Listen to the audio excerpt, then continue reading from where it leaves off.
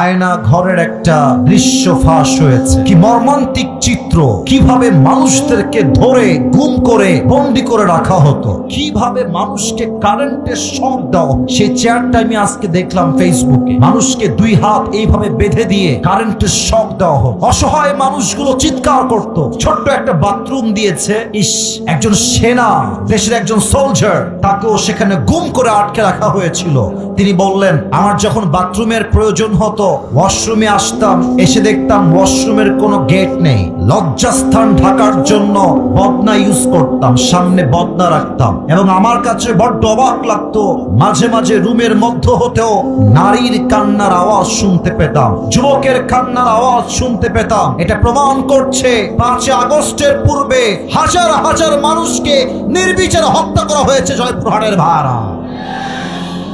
Second কথা আমি স্পষ্ট ভাষায় বলছি, যারা আয়না ঘর বানিয়েছিলেন তারা ভেবেছিলেন হয়তোবা এই জুলুম কিয়ামত পর্যন্ত চলবে। বাট মাথায় রাখবেন, স্বৈরাচার বেশি দিন জুলুম করে কোথাও টিকে থাকতে পারে না। এখান থেকে আপনাকে শিক্ষা গ্রহণ করতে হবে। আগামীর বাংলায় যারা ক্ষমতার চেয়ারে বসবেন তারাও যদি মানুষকে নির্যাতন করবার জন্য আয়না ঘর তৈরি করেন, সবগুলোকে লাঠি দিয়ে মামুর বাড়িতে আমরা তাড়িয়ে দেব। স্পষ্ট ভাষায় বলছি, আমি জানি হয়তো বা অনেকের কথাগুলো গায়ে লাগতে পারে, একটু চুলকানিও হতে পারে অনেকের এই কথাগুলো শুনলে, তবে স্পষ্ট ভাষায় বলছি, আগামীতে কোনো জুলুমের বাংলাদেশ চলবে না।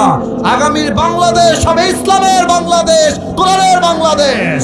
এবং আমি স্পষ্ট ভাষায় শেষ কথা বলে শেষ করতে চাই, যদি কেউ বাংলার মাটিতে ইসলামের রাজ কায়েম হওয়ার ক্ষেত্রে বাধা হয়ে দাঁড়ান, গুলি করতে চান, আমরা শহীদ আবু সাইদের মতো 2 হাত পেকে আমাদের বুকটা বন্দুকের সামনে পেতে দেব।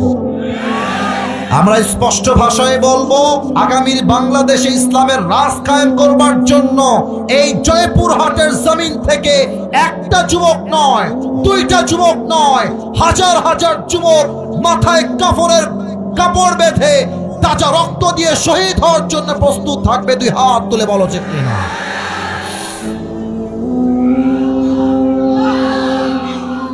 আল্লাহ রাব্বুল আলামিন এই স্লোগানকে কবুল করুক। পড়েন সবাই আমিন। আপনারা কি আমার কথা রাগ করলেন নাকি ভাইরা? আচ্ছা, আয়না ঘর আমি যে বললাম, এটা কি মিথ্যা না সত্যি? আমরা কি আগামীর বাংলাদেশে কোনো জুলুম দেখতে চাই? আল্লাহ জুলুম মুক্ত বাংলাদেশ দান করুক। পড়েন সবাই আমিন।